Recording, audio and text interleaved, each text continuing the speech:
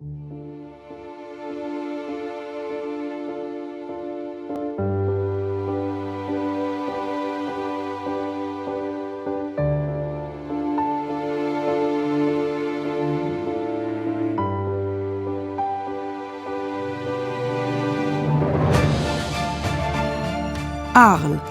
This famous ancient city still holds many secrets, some of which are buried in the bed of the Rhône.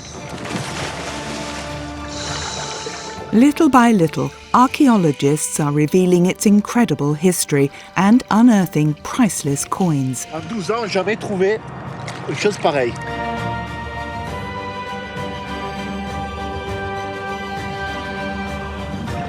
"20 meters underwater, in almost complete darkness, scuba divers are braving the treacherous currents to uncover the remains of a mysterious Roman shipwreck.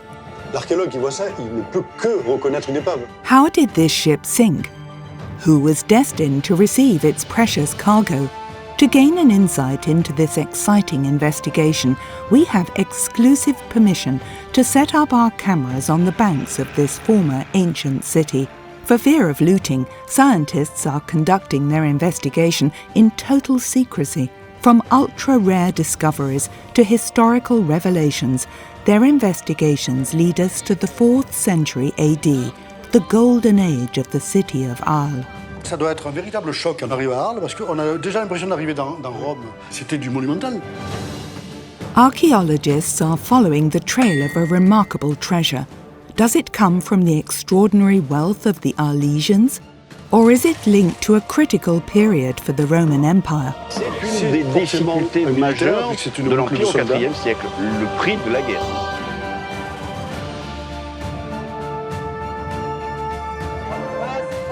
Will the archaeologists succeed in putting together the pieces of this incredible puzzle and unravel the enigma of the treasures of the Rhône?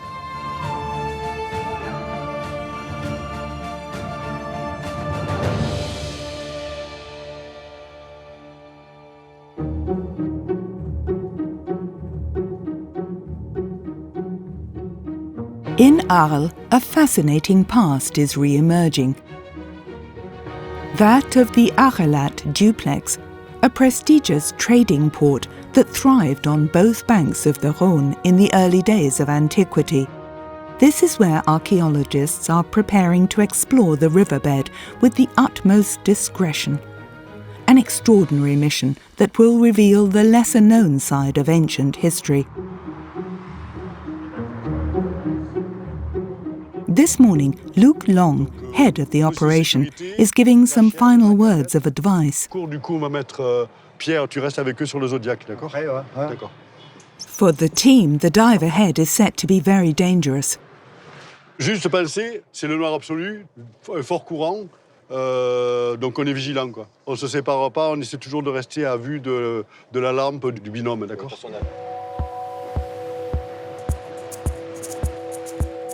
It's a demanding task that requires exceptional diving skills.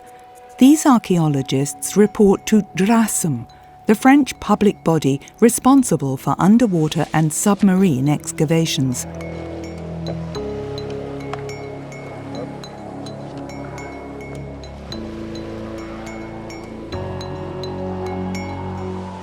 For security reasons, we are unable to give the exact date or place of these investigations.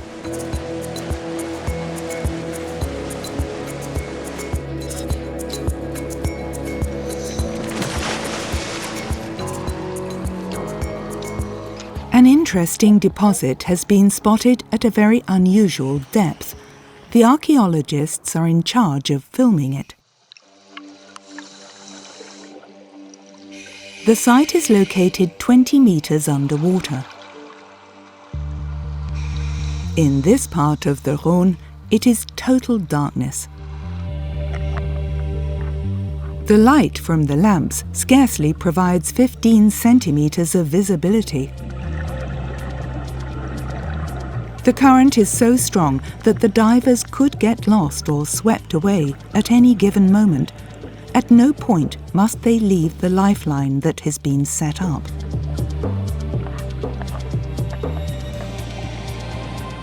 It leads directly to the search area. Large blocks of stone and a collection of huge wooden planks protrude from the silt, all covered with hundreds of ancient tiles. Voilà les tuiles ici. Là, on voit l'imbrication des tuiles. Elles sont adossées les unes aux autres. C'est un chargement de tuiles, quoi. Avec du bois dessous. L'archéologue qui voit ça, il ne peut que reconnaître une épave. Si on voit pas une épave... Back at base camp, the archaeologists are analysing the footage that has just been taken. On voit souvent mieux en film qu'en réalité. En réalité, on ne voit pas comme ça. Voilà, regardez là, on suit cette planche-là. Il y en a deux de planches, on dirait. Il y en a deux. Regardez là, elle passe dessous. Regardez cette épaisseur-là. Oui. Ça vient par-dessus. Et ça continue pour au moins 6 mètres. On continue la planche, on remonte. Les nœuds du bois, encore des nœuds ici. Voilà. Vous avez vu là les veines du bois, les stries, là, l'aspect ligneux qui est sillonné là. En fait, elle est rabotée, abrasée, érodée par le courant et le gravier, si bien que ces planches qui constituent le fond du bateau se sont désépaissies d'1 centimètre, voire 2, et que du coup, les nœuds du bois sont à vif. The scientists are convinced that they are dealing with a Roman shipwreck. They call it the Arles Rhône 24. Another artifact confirms their theory. Stop, elle est là, stop, stop. Voilà. A piece of metal that Luke immediately recognizes. It belongs to a uniquely shaped anchor, typical of sailing on the Rhône. En fait, on a une partie en bois ici, on a ensuite un assemblage avec une autre partie comme ça qui est certainement qui a cette forme-là. Et en réalité, pour les maintenir ensemble, il y a sans doute des chevilles, mais les Romains vont utiliser une pièce en plomb qui va permettre d'assembler la partie verticale de l'ancre et la seule branche. Et ce sont des ancres de tout âge, c'est-à-dire des ancres qui permettent aux navigateurs de s'approcher de la rive, de l'accrocher à un arbre et de hisser le bateau vers la rive. Et s'ils doivent lutter contre le courant, en fait, ils vont comme ça, chaque fois, s'amarrer d'un arbre à l'autre et remonter le bateau. A towing anchor similar to one that has already been previously discovered in the Rhône. Et le bois de l'ancre a disparu, alors qu'il ne reste plus que cette pièce de plomb qui, elle, évidemment, a su résister. On a un chargement de tuiles, on a le bois du bateau, et en plus, on a un élément d'accastillage. Bon, je veux dire, ça fait qu'il y a beaucoup d'éléments qui convergent vers quelque chose de très cohérent, de très homogène, un bateau qui a coulé avec tout ce qu'il y avait à bord. It's not surprising to find a Roman shipwreck a stone's throw from the historic centre of Arles. Ideally located on the Rhône, a gateway to the Mediterranean, the city played a strategic role in the Roman Empire. Hundreds of cargo vessels from across the empire passed through this large river and maritime port, few of which are still intact. So why did the Arles Rhône 24 sink? Archaeologists are eager to learn more about this ship and its cargo.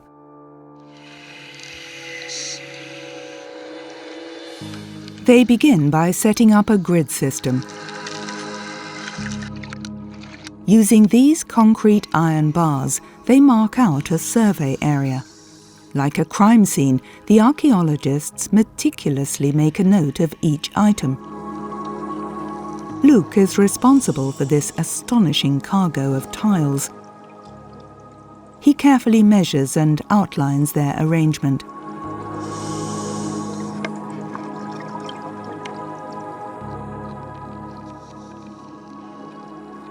The collected data is then processed by Laurent Masselin, the geographer of the operation. He immediately records them on a bathymetric chart. With every excavation, the archaeologists have been developing a unique 3D map. It reveals the nature and position of every archaeological discovery made in the river within the last 20 years. And today, something surprising has caught their attention. On voit tous ces petits éléments là. Donc là, on avait déjà 23 épaves qui se trouvaient donc en rive droite du Rhône. Et donc la prochaine qu'on positionnera sera donc exceptionnellement rive gauche, de l'autre côté, côté Arles.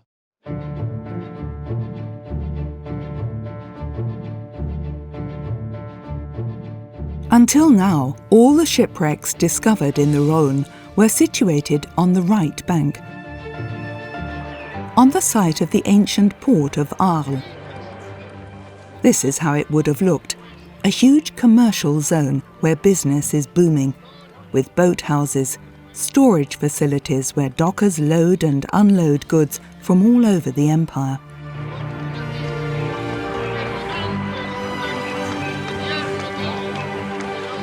From the 1st to the 5th century AD, Arles was a prosperous port city that brought together the trade, taxes and riches of the Roman Empire. The archaeologists are faced with a mystery. Why was the Arles-Rhône 24 not found like the others on the right bank of the river, where the ancient trading port once stood?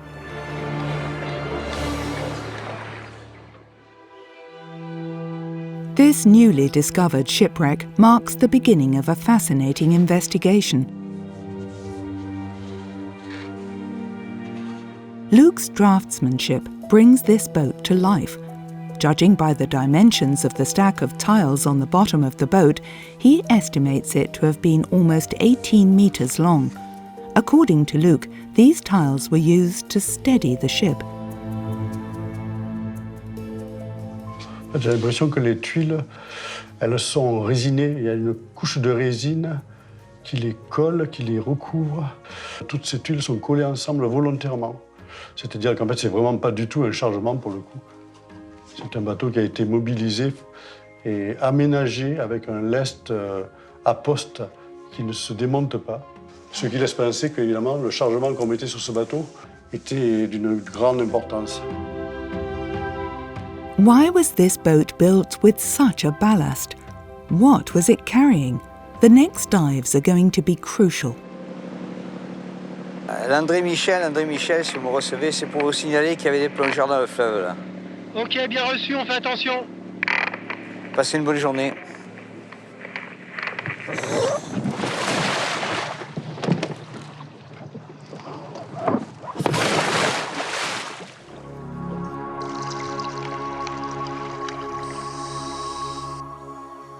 The investigation continues beneath the constant flow of boats.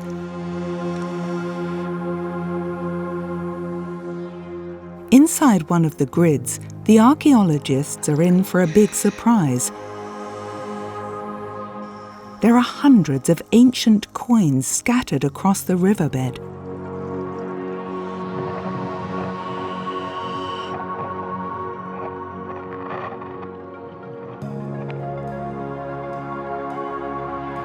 Among them, gold coins.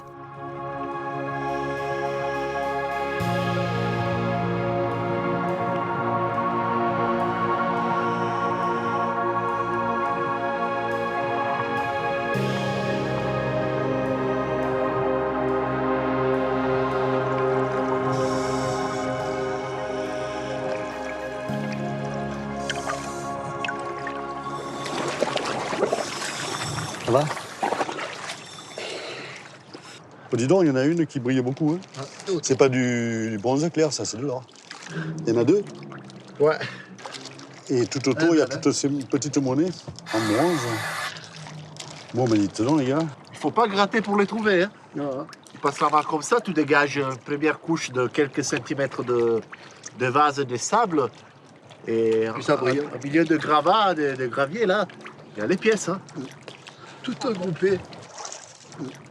D'habitude, dans nos carrés, sur la rive d'en face, on a 4, 5 monnaies par carré. Là, on en trouve des centaines.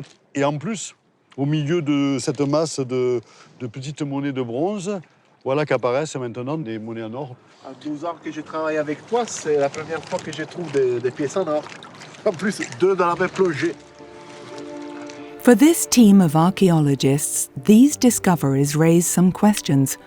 Why are such large amounts of coins being found grouped together, especially gold coins? Were they tossed into the river as an offering? Or do they come from the trade that flourished on the streets of Arles in ancient times?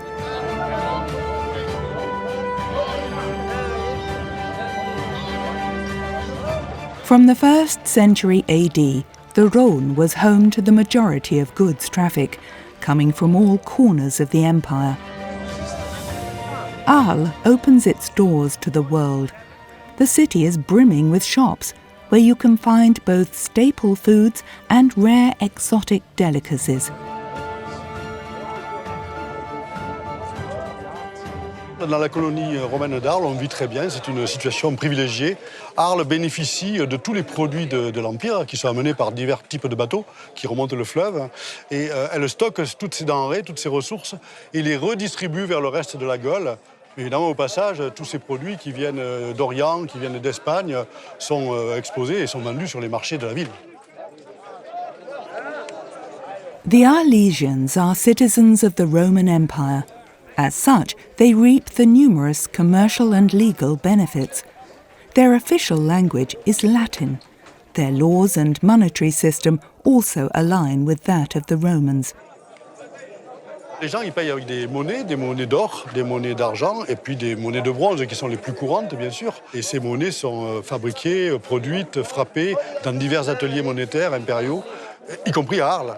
Mais en fait, on voit bien à Arles que toutes les monnaies de l'Empire circulent. C'est une plateforme importante et portuaire par laquelle passent énormément de gens de toutes les nationalités. C'est le propre d'ailleurs des grands ports de l'époque.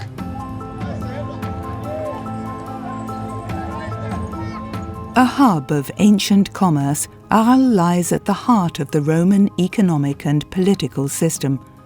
How does the wreck discovered by archaeologists link to this commerce? Is it a traditional barge that was used to transport goods? Luke believes the wreck holds the answer to this mystery. In an attempt to solve it, we head northwards up the river.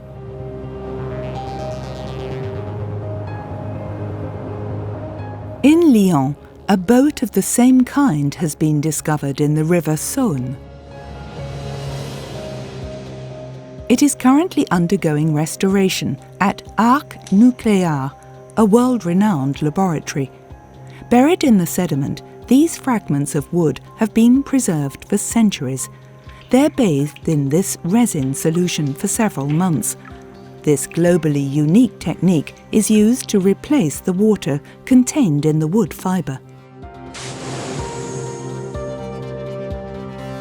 Each piece is then freeze-dried in order to retain its original shape.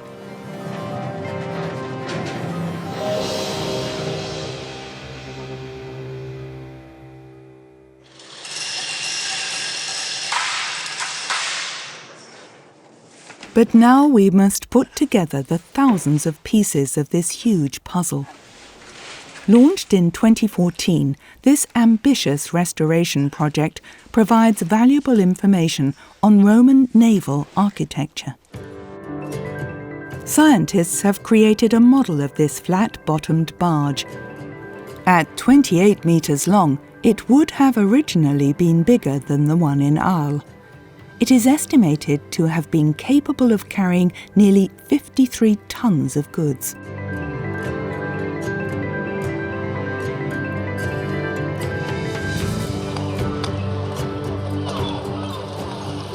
These wrecks offer archaeologists an invaluable opportunity to better understand ancient sailing techniques.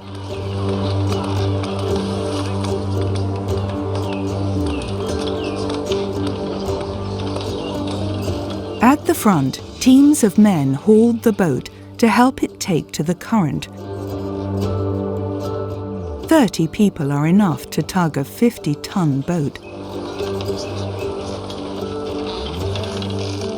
The rudder has not yet been invented. Positioned at the rear, the helmsman instead uses a long oar to steer. Simply turning it right or left will move the boat.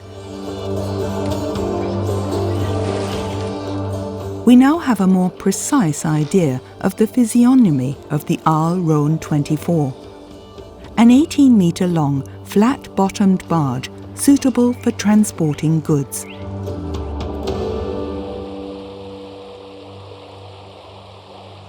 Meanwhile, Luke Long's team continues their investigation.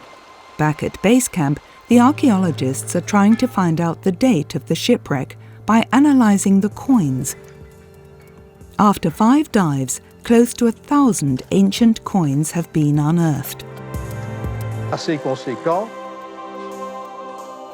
Jean-Claude Thierry is the coin expert for this project. He patiently cleans each coin by removing the layer of corrosion, a result of being in the Rhône for centuries.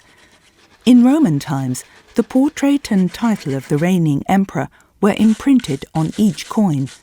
Coins therefore provide an excellent chronological marker.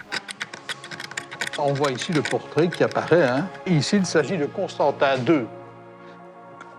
Donc c'est une monnaie qui est frappée entre 337 et 340, c'est-à-dire à l'époque de la disparition de Constantin II. Because Constantine II only ruled the empire for 3 years. He is the son of Constantine the Great, famous for having been the first emperor to tolerate the Christian faith. He's also the first emperor to have converted to Christianity. This is a major step forward in Luke's investigation. On pourrait penser que ce sont des monnaies qui ont été jetées, mais elles seraient très disparates. Il y aurait tous les siècles de représentés. Or là, on a vraiment une période, une séquence chronologique qui est très précise, on va dire sur une vingtaine, une trentaine d'années. C'est sans doute la période pendant laquelle s'est passé ce naufrage, sans doute 340, donc on va prendre la date la plus récente. Ça faisait partie d'un lot, d'un sac, d'une caisse, je ne sais pas, mais en tout cas une grande quantité de monnaies qui voyagent ensemble et qui sont toutes à peu près de la même période. Of the thousands of coins discovered, just one, a gold coin, has been traced back to the 1st century AD. It depicts the Roman Emperor Trajan. All the other coins date back to the 4th century. It has led scientists to look into the succession of the first Christian emperor in history.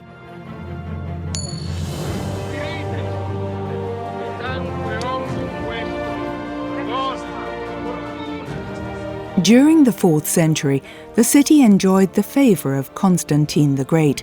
He made this commercial port his imperial residence.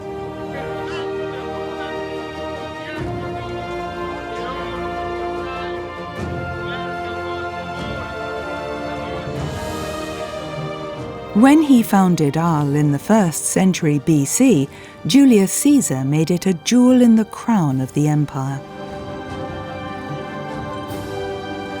The city quickly became a major hub, with arenas, an amphitheatre, a theatre and fortifications.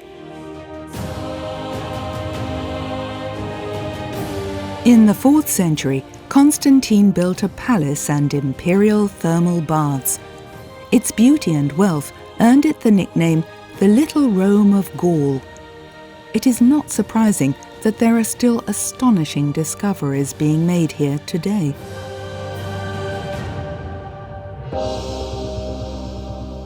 Luke's team are convinced that the Arles Rhône 24 barge sank in the Rhône between 337 and 340. Ballasted with tiles, the boat was carrying a precious cargo, nearly 1,000 bronze and gold coins. The theory that the coins came from offerings or street trade has been definitively ruled out, given that they were found 50 meters from the riverbank. But 2 questions remain. Who was funding this expedition, and what was the boat doing so far from the port?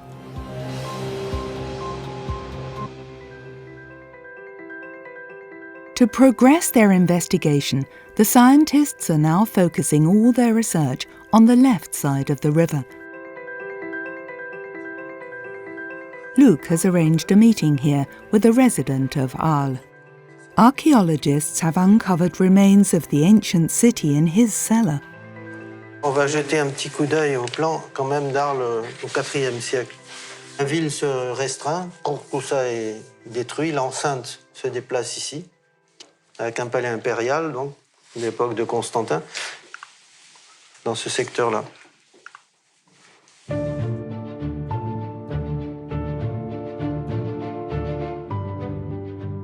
Through his drawings, the expert brings various eras of Arles to life. He knows every nook and cranny of the city.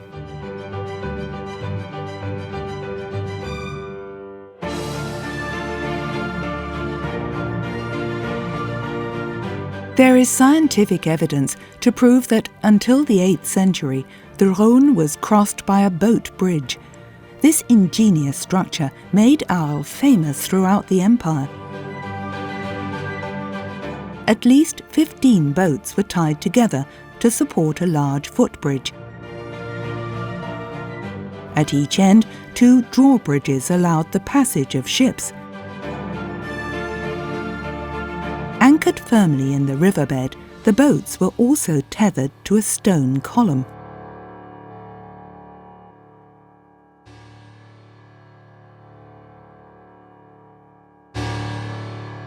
Alors, parce que pour les crues, c'est très bien, parce que le pont monte avec la crue et descend avec elle, donc il accompagne les mouvements.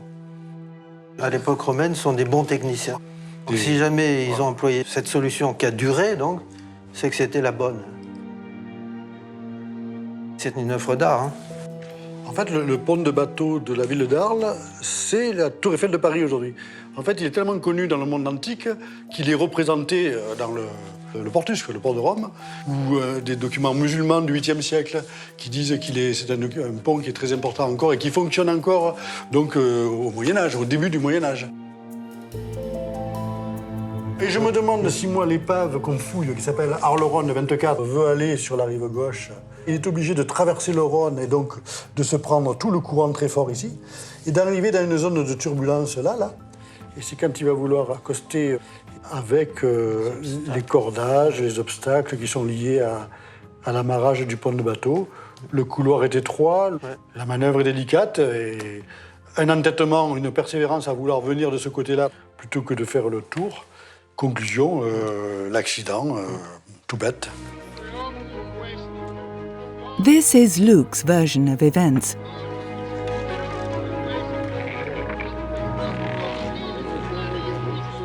The barge and its precious cargo head for the quay. But the current is very strong. The boat begins to pitch and becomes difficult to steer. Like with the shipwreck we saw in Lyon, the gunwales are very low, barely 1.4 meters.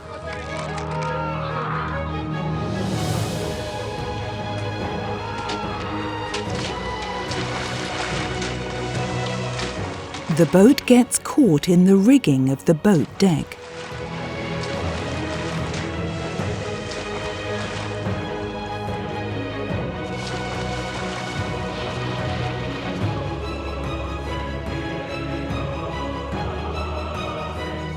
The boat will sink into oblivion for the next 17 centuries.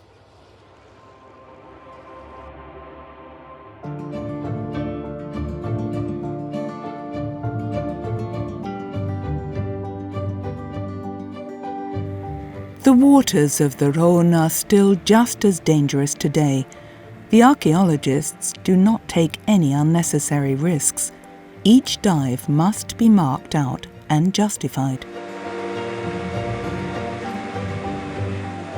Quand tu as ce sourire, c'est des bonnes journées. Je crois que ça va te plaire. Giorgio and Laurent have just made an astounding discovery. It will take the investigation to a whole new level. Une bonne nouvelle, Luc. Ah, 2 bonnes nouvelles. Je ne suis pas un expert, mais franchement, il y a quelque chose de bon là. Hein. The divers have photographed some rarely seen objects. Dis-moi, qu'est-ce que tu en penses de ça? Putain, là, c'est quoi ça? C'est quoi? C'est une boucle? En tout cas, c'est gros. Ouais, pas mal. Et la deuxième bonne nouvelle, c'est quoi? Eh ben, ça, c'est ça. Juste après. Ah, juste à côté, là? Ouais. Et ça, c'est quoi? C'est une monnaie, ça? En tout cas, ça brille, Ouais. c'est jaune, c'est gros. Ça, par contre, ça, on le laisse pas. Bon, allez, on y va de suite.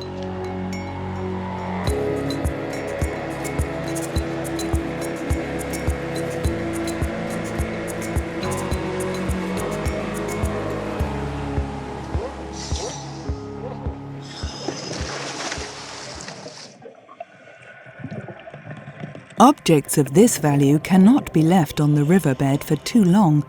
In the hands of looters, these coins would sell for a pretty penny.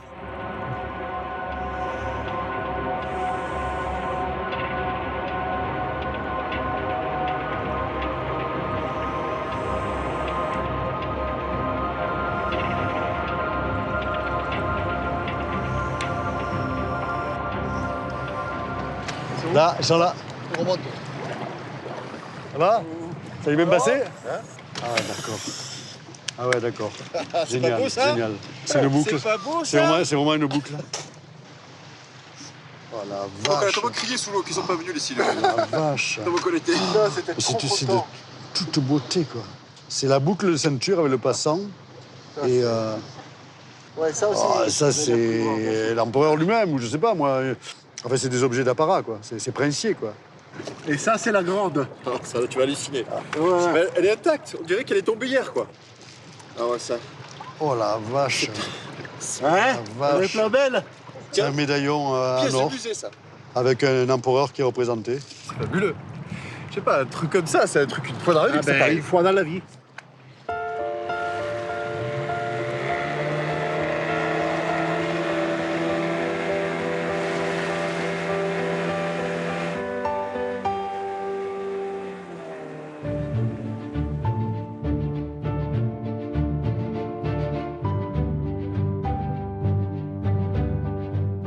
A gold belt buckle, a rare treasure most likely to have been worn by a senior dignitary of the Roman Empire.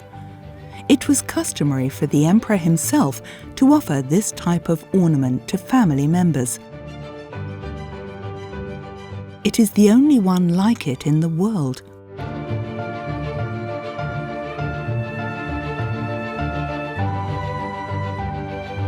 Why are such remarkable objects being found aboard this shipwreck?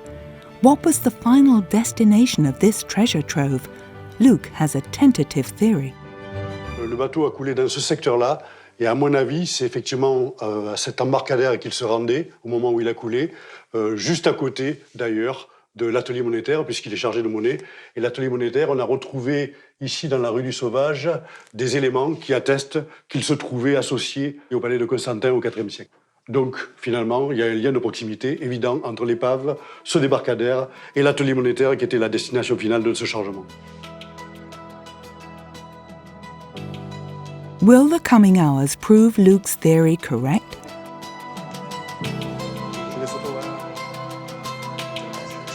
Giorgio has just spotted some mysterious metal plates.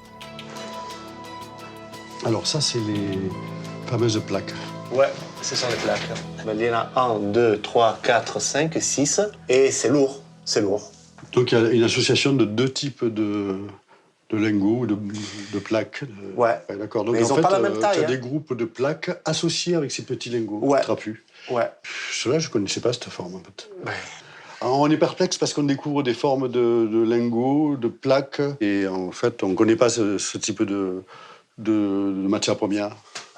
Jusqu'à présent, dans le Rhône, on avait surtout des chargements d'amphores, et puis des coques de bois, mais des matières premières associées à des tuiles, apparemment. Ça, c'est vraiment la première fois qu'on le trouve. Et c'est une énigme qu'il va falloir éclaircir. Enfin, en tout cas, ça promet de l'intérêt. C'est vraiment intéressant. C'est intéressant. Ouais.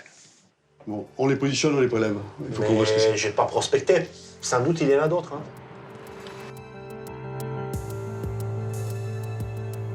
This wreck still holds precious treasures. Underwater, it is impossible to understand the function of these metal plates. However, around 50 of them have emerged. A short distance away, the archaeologists are tying themselves to the small ingots.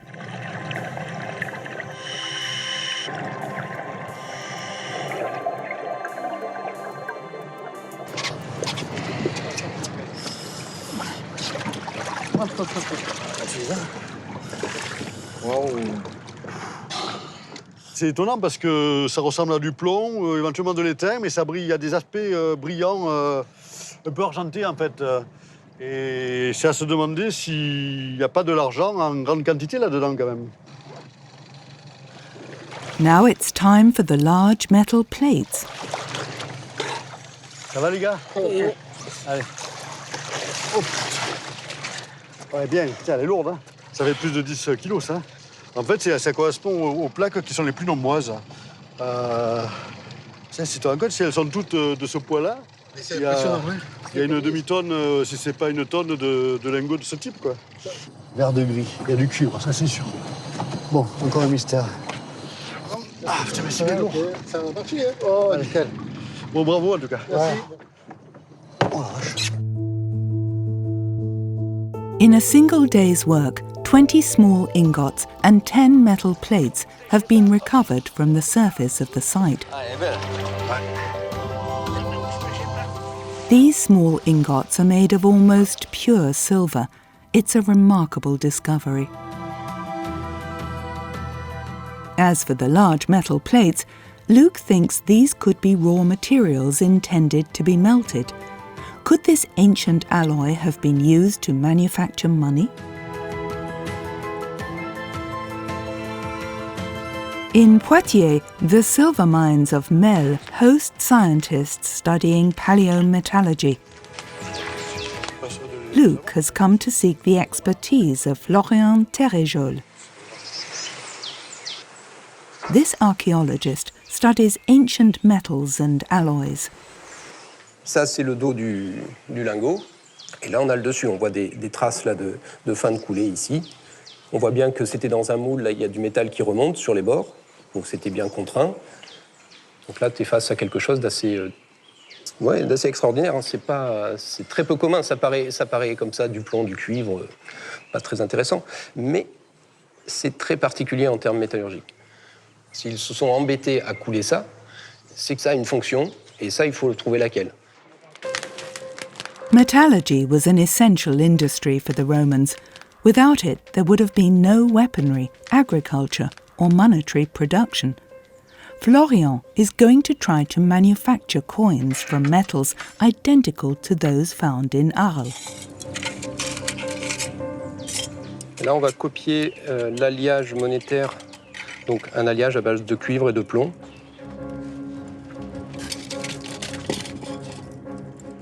Once melted, this alloy will be used to produce a coin blank, the planchet. Le plomb, il fond à 327 degrés et on le voit en train de fondre. Le cuivre, lui, il va falloir monter à plus de 1000, 1080, 1100 pour qu'on commence à fondre.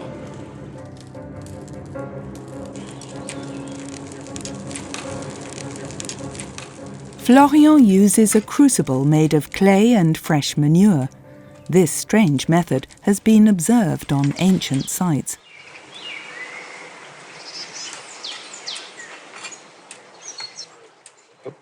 His gut instinct has paid off. All that's left to do is burr the planchets. Et ça, c'est des petites rognures de métal. C'est des choses aussi qu'on retrouve en fouille. Hein.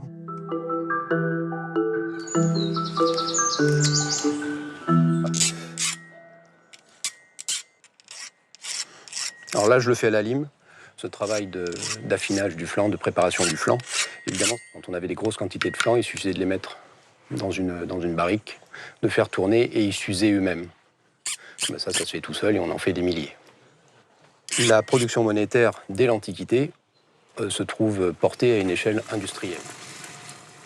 The resulting coin blanks are then washed in a salt and acid solution. All that's left to do now is mint them. Pour ça, il va falloir disposer de deux coins, un coin mobile. Le coin mobile, c'est ça, c'est une pièce en acier où est gravé en négatif ce qu'on veut imprimer sur la pièce. Et il faut aussi un coin dormant qu'on va fixer sur l'enclume, où de la même façon est gravé ce qu'on veut voir imprimer sur la pièce. Pile et face.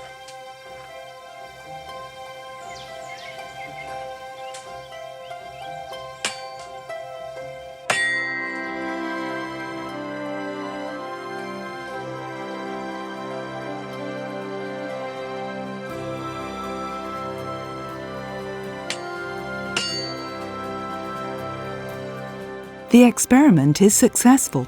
it confirms that the metal plates were to be used to make coins.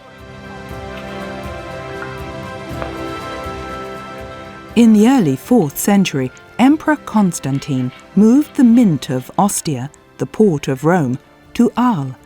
Located in the heart of the city, this workshop was one of the most productive of the empire. It brought the city considerable economic wealth. Every year, Arles produced millions of coins that were supplied to the entire south of Gaul. It was therefore customary for these boats, loaded with precious metals, to berth on the left bank, towards the mint workshop.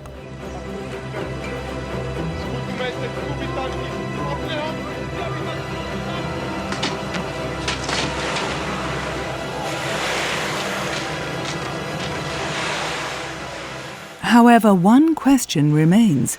Why did the crew not make every effort to retrieve this precious cargo? For Luke, many questions remain unresolved. Who did this treasure belong to? Who wanted to sink it? And to what end? The investigation of the golden buckle may provide him with a new lead. There is only one such jewel known in the world. It belonged to a high-ranking military officer. Ce qui est intéressant sur cette boucle, c'est qu'il y a une inscription qui a été gravée, une trianomina, c'est-à-dire le nom d'un personnage, sans doute le propriétaire. During ancient times, only Roman citizens had the right to bear a first name, surname, and family name. This tria nomina revealed social status and allegiance to a clan. En fait, il y a le prénom, Julius, son nom ici, F, et c'est sans doute Flavius, parce qu'en fait, beaucoup des soldats de Constantin vont se faire appeler Flavius, du gentilice, du nom de famille du prince. Et puis un peu plus loin, il y a le chiffre 5 ou la lettre V. Et dans ce cas, il se pourrait bien que cette lettre V désigne le grade de ce soldat, qui est un vexillaire, c'est-à-dire un porte-drapeau, et qui a été sorti de sa garnison parce que le prince avait tout à fait confiance en lui pour en faire un de ses gardes du corps, c'est-à-dire en fait un protecteur. What if this treasure was linked to the need to recruit soldiers or mercenaries?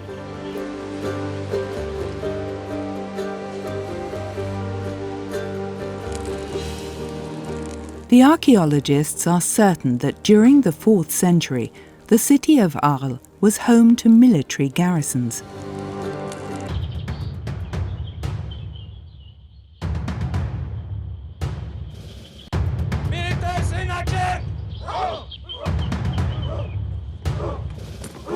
The 4th century saw the development of the Roman army. It had to constantly recruit new soldiers and train them to protect the empire's borders. Thanks to sophisticated weaponry and relentless discipline, the legion were better trained than all other soldiers of the time.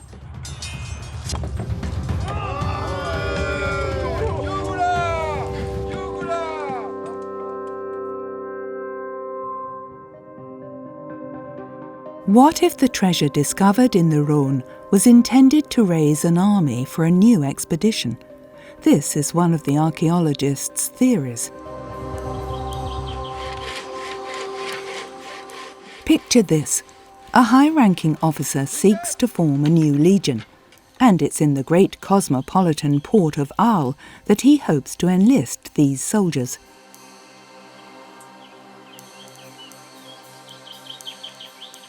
To seal the deal, he needs money, lots of it, much more than the coins and ingots recovered from the wreck so far.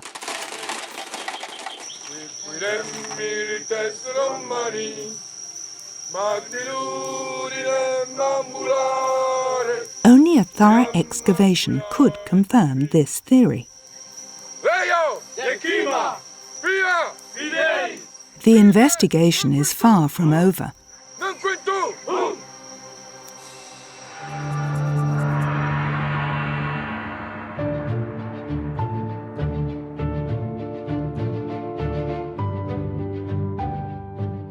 At the beginning of the 4th century, a new belief flourished.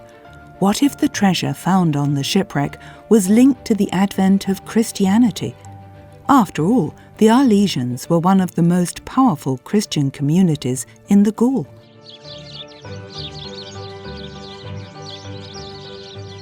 Not far from the centre, in the corner of the ancient rampart, they built the first cathedral, one of the first in the Christian West.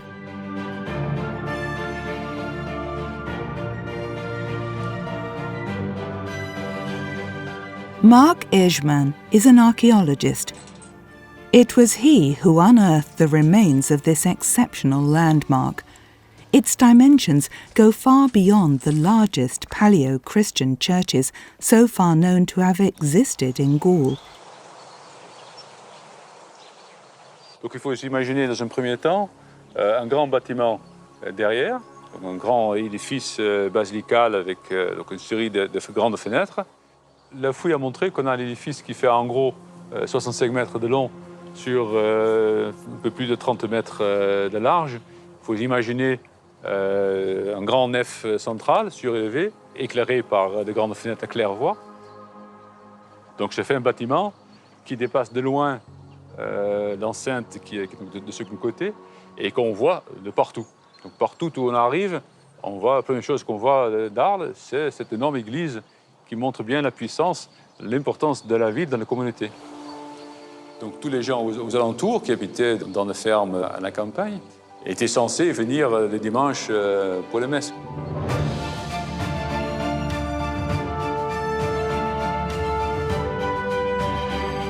A reflection of the church's newfound power, the Cathedral of Arles was visible to all travellers sailing on the Rhône. But to build a landmark of this scale, you need a great deal of money. Was the hoard of coins discovered on the shipwreck going to be used to fund this new religion?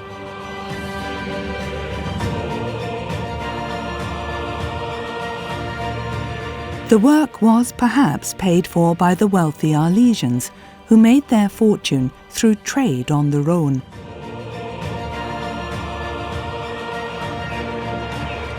The 4th century was a prosperous one for the city. It was when trade was at its peak.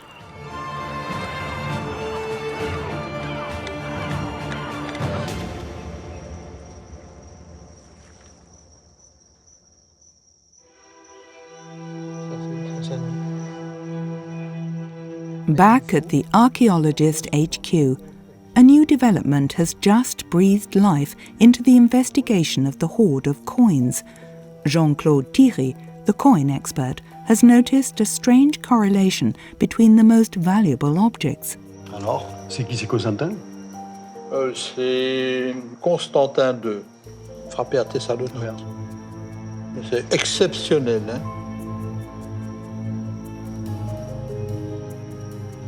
Au revers, nous avons ici une allégorie avec Constantin II, Principi Juventutis, donc au prince de la jeunesse. Alors, c'est excessivement rare. D'ailleurs, ce sont des médaillons qui constituent des cadeaux prestigieux. Ça constitue un honneur extraordinaire d'avoir reçu ça de l'empereur.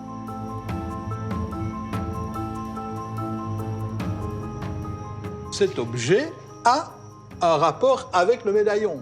C'est-à-dire qu'il représente également la tête de Constantin II. And it's not the only one. The same effigy has appeared on all the gold and silver medallions, that of the young Emperor Constantine II. And another intriguing piece of evidence, not one medallion is dated later than the year 340, the year in which Constantine II was assassinated by his brother. Constantin II est mort. Il n'y a aucune raison de conserver cette médaille-là. Et de nouveau, on la rend en faisant allégeance au nouveau. Cette médaille-là, qui représente un empereur déchu, est une forme d'abandon de cet empereur et d'allégeance au nouvel empereur. During antiquity, the taxation service was tasked with melting down valuable objects as bullion, with the intention of minting coins to honour the new emperor. This was known as public largesse. The treasure of the Rhône was therefore to celebrate the reign of the new prince. Qui peut avoir besoin en 337, mais surtout plutôt en 340, c'est là que s'arrêtent toutes nos monnaies, d'une telle masse d'argent et d'or? Eh bien, je pense à Constant, l'un des enfants de Constantin le Grand, qui, après avoir battu et tué son frère Constantin II, a besoin de retourner vers Trèves, le siège du pouvoir, et a besoin de numéraires, a besoin d'or, de monnaie pour les distribuer. Et à ce moment-là, évidemment, il va faire fondre des médailles qui sont à l'effigie de son grand frère qu'il vient d'assassiner. A fratricidal conflict between Emperor Constantine's sons. Luke's team may have solved the origin of this mysterious treasure trove. Only a complete excavation will confirm whether they are on the right track.